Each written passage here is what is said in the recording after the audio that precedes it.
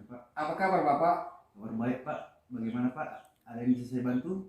Terima kasih Pak sebelumnya atas waktu yang Bapak berikan untuk saya. Begini Pak, seperti yang Bapak tahu, saya ini kan mengikuti calon guru penggerak yang masih dalam belajar. Kalau Bapak berkenan, saya minta waktu Bapak untuk kerjasama sama-sama belajar bersama Pak, melakukan praktek mengajar. Gimana Pak? Apa Bapak ada waktu? Oh baik Pak. Dengan senang hati saya bersedia Pak. Terima kasih terlebih dahulu Pak. Pak, kalau Bapak berkenan, kegiatan ini dapat kita lakukan pada minggu depan di salah satu kelas yang Bapak ampu.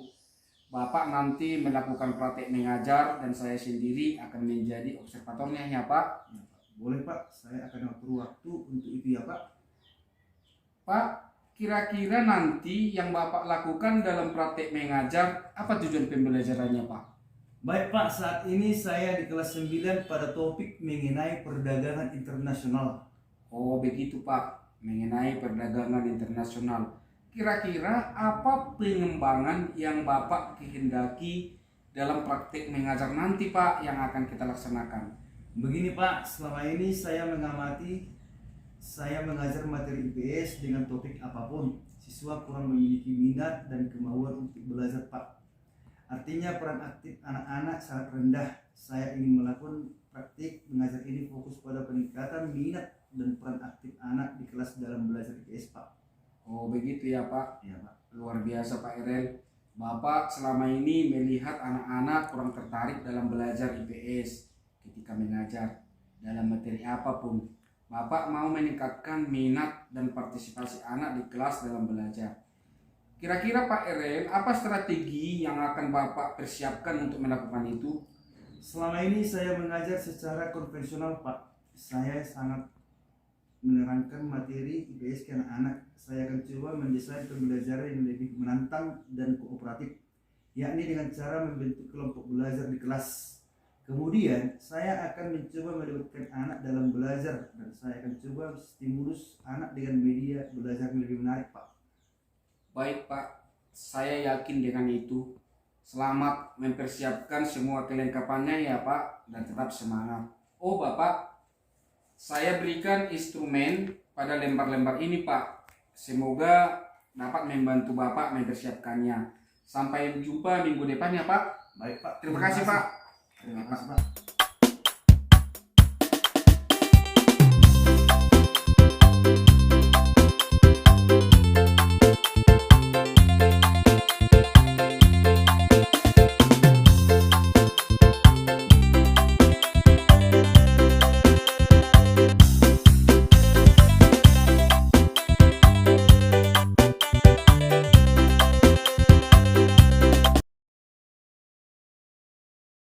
Selamat siang anak-anak. Siang Pak. Baik, sebelum kita mulai pembelajaran kita bersikap berdoa. Kita berdoa sesuai dengan keyakinan kita masing-masing. Doa dimulai.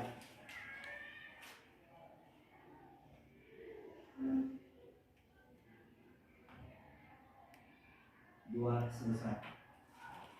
Baik, perhatikan kepada semua. Kita masuk ke materi pembelajaran yaitu tujuan pembelajaran tentang perdagangan internasional. Ya, tetapi sebelumnya semua hadir di sini. Iya Pak. Oke, ada yang sakit? Ada Pak. Baik, semua berbadan. Ini ada sebuah peta, ya, di mana pada minggu yang lalu kita sudah mempelajari yang dikatakan dengan perdagangan internasional. Ada yang tahu pengertian perdagangan internasional? Saya Pak. Oke, silakan. Perdagangan internasional adalah proses pertukaran barang atau jasa antara dua negara atau lebih dengan tujuan mendapat keuntungan atau laba. Oke, baik, saya tepuk tangan. Baik. Di sini ada sebuah peta, yaitu tentang wilayah kekuasaan kerajaan Sriwijaya pada masa kejayaannya pada abad 9 sampai dengan abad 11 Masehi. Ini ada sebuah peta Indonesia yang dimana kalau kita lihat perjalanan perdagangan internasional agar sampai ke Cina tentu sangat jauh, iya kan? Ya. Sekarang di dalam pembelajaran kita tentang perdagangan internasional, Bapak harap kepada kalian seluruhnya dari kami, di mana di depan kalian sudah ada LK atau lembar kerja. Bapak akan bagi kelompoknya, yaitu kelompok 1 ini dan 2 sana, kelompok 3 di sini dan kelompok 4. Paham? Tugasnya yang dikerjakan di LK atau lembar kerja kalian, yang kelompok 1, 2 menjelaskan faktor-faktor yang mempengaruhi perdagangan internasional. Itulah kelompok 1 dan 2. Kelompok 3 dan 4 yaitu menjelaskan manfaat dan hambatan perdagangan internasional. Paham? Oke. Bapak beri waktu sekitar 30 menit untuk menyelesaikan tugas yang saya berikan. Dan kita akan presentasikan di depan kelas kita masing-masing. Paham? Silahkan kerjakan.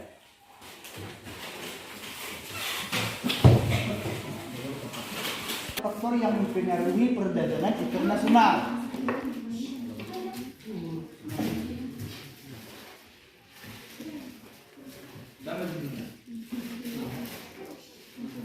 Manfaat dan hambatan perdagangan internasional.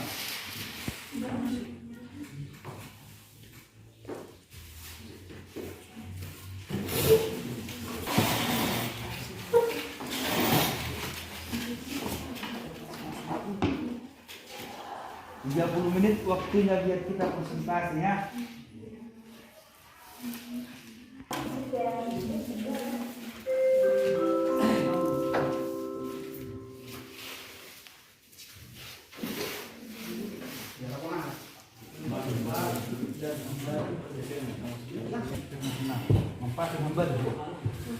Manfaat dan hambatan.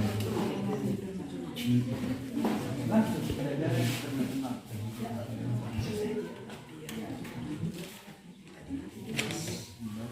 Perdagangan internasional.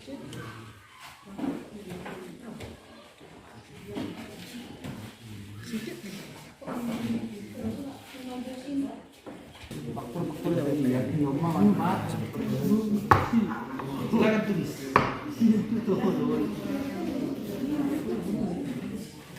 Kalian membaca teman menulis beritahusan.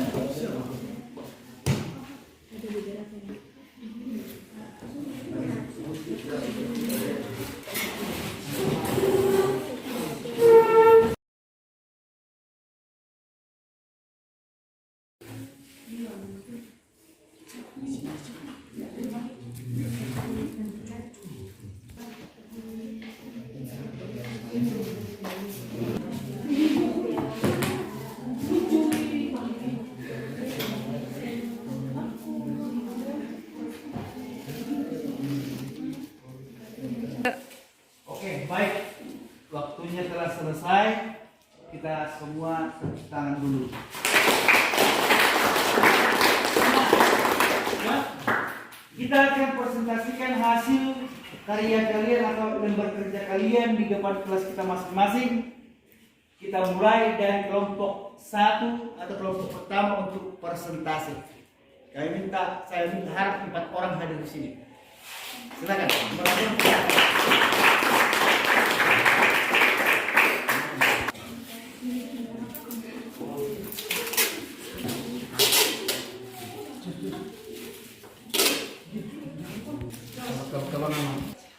Baik, kita dengarkan persentase dari teman kalian kelompok. Tepuk tangan.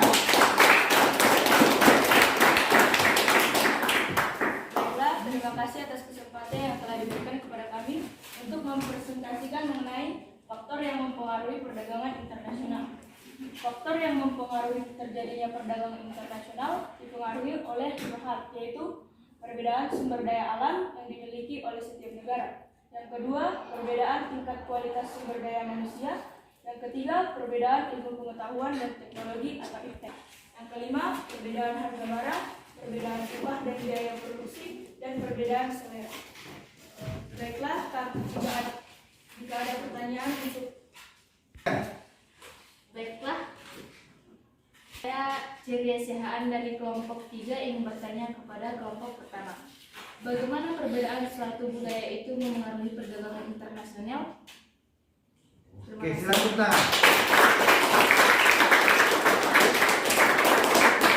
Pertanyaan yang sangat bagus. Sekarang teman kalian sudah bertanya tentang bagaimana perbedaan suatu budaya, suatu bangsa. Silakan jelaskan. Kami akan mencoba menjawab pertanyaan dari Ceria. Perbedaan budaya suatu bangsa itu, misalnya orang Eropa datang ke Indonesia, misalnya di budaya Bali, mereka membeli aksesoris dari Bali untuk dibawa ke Eropa, sehingga mempengaruhi perdagangan internasional. Oke, demikian. Dapat diterima? Oke, sultan. 3. Terima kasih atas presentasi kami. Jika ada kesalahan, mohon dimaafkan. Oke, kita tepuk tangan. Oke, kita lanjut kepada kelompok 2 untuk mempresentasikan karya mereka. Silakan. Baiklah, sebelumnya terima kasih telah memberikan kami kesempatan untuk mempresentasikan tentang faktor-faktor yang mempengaruhi perdagangan internasional. Seperti yang kita ketahui, perdagangan internasional merupakan perdagangan beberapa negara untuk mendapat keuntungan atau laba. Faktor-faktor perdagangan internasional di bagian penghambat. Yang pertama, perbedaan sumber daya alam. Yang kedua, perbedaan tingkat kualitas sumber daya manusia. Yang ketiga, perbedaan iptek. Yang kelima, perbedaan lain yang mempengaruhi perdagangan internasional. Baiklah teman-teman, jika ada yang menanggapi kami persilahkan. Silakan. Saya Berkasihan dari kelompok 4 ingin bertanya kepada kelompok 2. Apa perbedaan tingkat kualitas sumber daya manusia? Dan tingkat kualitas sumber daya manusia diukur dalam beberapa hal. Yang pertama, ilmu pengetahuan. Yang kedua, yang ketiga, keterampilan dan teknologi. Baiklah, contohnya mesin-mesin mobil yang diciptakan oleh Jepang. Apa jawaban kami?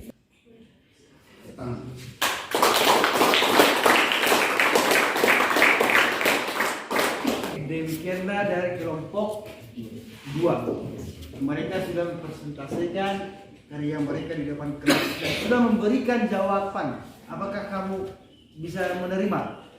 Oke, terima kasih. Silakan. Kita dengarkan dari kelompok 3 presentasi mereka. Berikan tepuk tangan. Baiklah, terima kasih kepada Bapak dan semua teman-teman yang sudah memperkenalkan kami untuk mempresentasikan hasil diskusi kami. Manfaat dan hambatan perdagangan internasional. Ada beberapa manfaat diperoleh. Yang pertama, setiap negara dapat memenuhi kebutuhan akan barang dan jasa. Yang kedua, setiap negara dapat menciptakan spesialisasi produk. Yang ketiga, penduduk dari negara yang melakukan perdagangan. Yang keempat, mendorong kegiatan produksi. Yang kelima, setiap negara dapat meningkatkan hubungan persahabatan. Dan enam, kegiatan produksi dapat meningkatkan hasil. Ketujuh, pendapatan negara dapat meningkatkan melalui perolehan devisa hasil ekspor. Yang kedelapan, mendorong kemajuan ilmu pengetahuan dan teknologi. Dan yang kesembilan, mendorong pertumbuhan ekonomi. Dan ada beberapa hambatan yang ada di perdagangan internasional. Yang pertama, dia masuk sangat tinggi. Yang kedua, adanya proteksi. Yang ketiga, adanya kuota. 4, adanya peraturan. 5, adanya dumping. 6, tantangan politik. Dan 7, beragam. Baiklah, kami persilahkan kepada setiap kelompok. Saya sudah berbeda dari kelompok 1 yang bertanya. Di kelompok kalian terdapat kata politik dumping. Coba jelaskan apa yang dimaksud dengan politik dumping.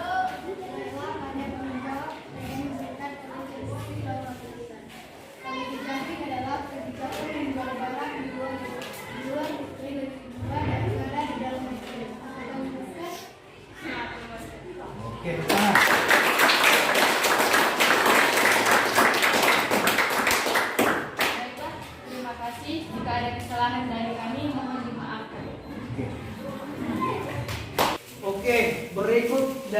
kelompok 4 untuk persentase berdasarkan data atau karya mereka yang mereka buat. Kita berikan tepuk tangan.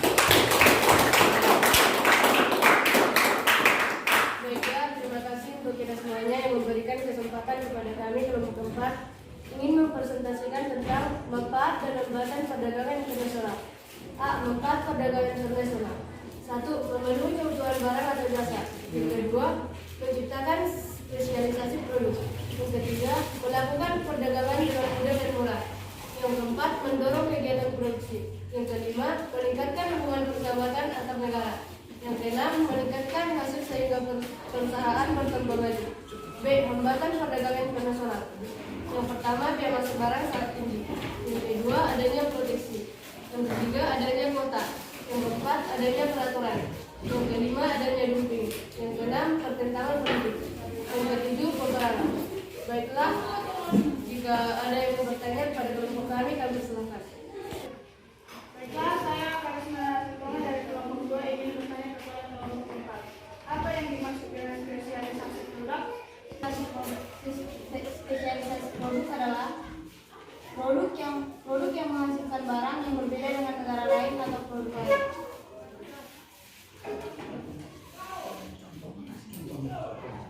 Apakah jawaban kalian memuaskan?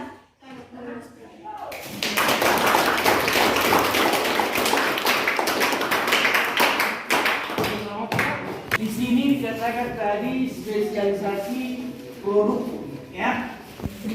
Setiap negara berbeda produksinya atau produksi yang dihasilkan. Contoh, negara Indonesia menghasilkan produksinya adalah batik. Negara lain belum tentu memproduksi batik. Sehingga spesialisasi produk di situ dikatakan adalah membuat barang atau barang suatu produk yang dihasilkan dari negara lain. Itulah spesialisasi produk. Indonesia memproduksi batik. Paham? Demikian itu. Demikian presentasi kami pada hari ini dari kelompok 4. Sekian dan terima kasih. Baik, dari karya yang kalian lakukan seluruhnya fokus pembelajaran kita sudah selesai. Sekarang Bapak ingin bertanya kepada kalian seluruhnya atau satu orang pun bisa. Apakah ada yang bisa menyimpulkan pembelajaran kita mengenai faktor-faktor yang mempengaruhi perdagangan internasional dan menjelaskan manfaat serta hambatan perdagangan internasional yang sudah kita pelajari saat ini? Ada yang bisa menjelaskan? Hari ini kita telah mempelajari mengenai IPS. Saya mendapat banyak tentang faktor yang mempengaruhi perdagangan internasional, yaitu misalnya perbedaan sumber daya alam yang dimiliki oleh setiap negara, lalu perbedaan iptek dan perbedaan budaya dalam suatu bangsa. Ada pula yang saya dapat tentang manfaat yang dapat saya simpulkan, yaitu perdagangan internasional dapat mendorong kegiatan produksi. Dan hambatan yang dapat saya simpulkan yaitu tentang dumping. Mungkin hanya itu yang dapat saya sampaikan. Sekian dan terima kasih. Demikianlah pembelajaran yang kita lakukan tentang perdagangan internasional mengenai faktor-faktornya dan manfaat dan hambatan tentang perdagangan internasional. Kita lanjut pembelajaran kita minggu depan. Sebelum kita akhiri, kita bersatu dengan doa sesuai dengan agama dan kepercayaan kita masing-masing. Doa dimulai.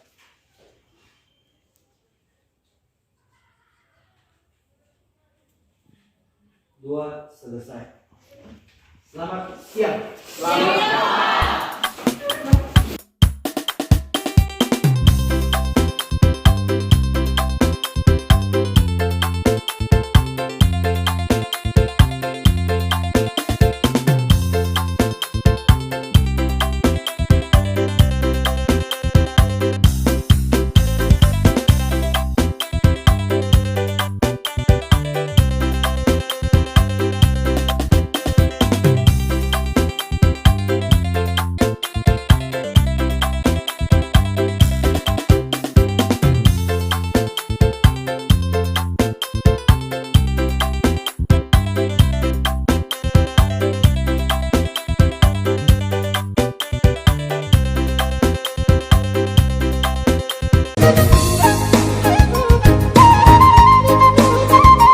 Pak.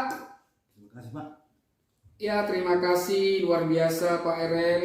Tadi praktik mengajarnya sangat luar biasa Pak. Kira-kira Pak, apa yang Bapak rasakan hari ini setelah selesai praktik mengajarnya Pak? Terima kasih Pak atas pujian yang Bapak berikan terlebih dahulu. Mengenai hal apa yang saya rasakan Pak, sebenarnya saya deg-degan saat saya diobservasi. Saya merasa kurang percaya diri tadi saat praktik mengajar. Jujur Pak, pendekatan yang saya buat ini baru saya coba pertama kali. Selama ini saya mengajar konvensional, tetapi selama seminggu saya mempersiapkan, inilah hasilnya Pak. Menurut saya belum berhasil. Wah, baik Pak. Bapak luar biasa Pak tadi Pak prakteknya. Nampaknya semua skenario yang Bapak susun berjalan sesuai yang diharapkan Pak. Nah Pak Erel, setelah Bapak melaksanakan pendekatan mengajar yang berbeda seperti tadi, bagaimana menurut Bapak perbedaan respon atau reaksi anak-anak dalam belajar IPS-nya Pak? Ya Pak, memang dengan pendekatan seperti ini banyak terjadi perubahan pada saat proses belajar anak Pak. Yang sebelumnya sulit, kita minta pendapat anak-anak, setelah ini mereka justru menjadi mau membuat pertanyaan. Dan mulai ada suara tepuk tangan di dalam kelas. Hal ini menurut saya bagian dari partisipasi murid dalam belajar Pak. Sangat setuju Pak. Saya juga melihat hal yang sama. Mulai ada peningkatan partisipasi anak dalam belajar IPS. Nah, kira-kira apa yang perlu Bapak lakukan lagi untuk lebih memaksimalkan partisipasi anak dalam belajar IPS, Pak? Saya akan coba dari data-data murid untuk acuan mengelompokkan anak ini atas minat belajarnya masing-masing, atas auditori, kinestetik, visual, dan lain-lain. Nanti akan saya komposisikan kelompok belajar anak atas gaya belajarnya. Di samping itu, saya akan coba menyajikan materi yang lebih menantang dengan beragam media. Di antaranya ke depan, saya akan coba tampilkan video. Di samping itu, saya akan mengajar dengan mengambil strategi pembelajaran yang kooperatif atau kerjasama. Hal itu merupakan penerapan profil belajar Pancasila, yakni bergotong royong. Luar biasa Pak Erel. Apa yang Bapak tampilkan hari ini sudah sangat luar biasa.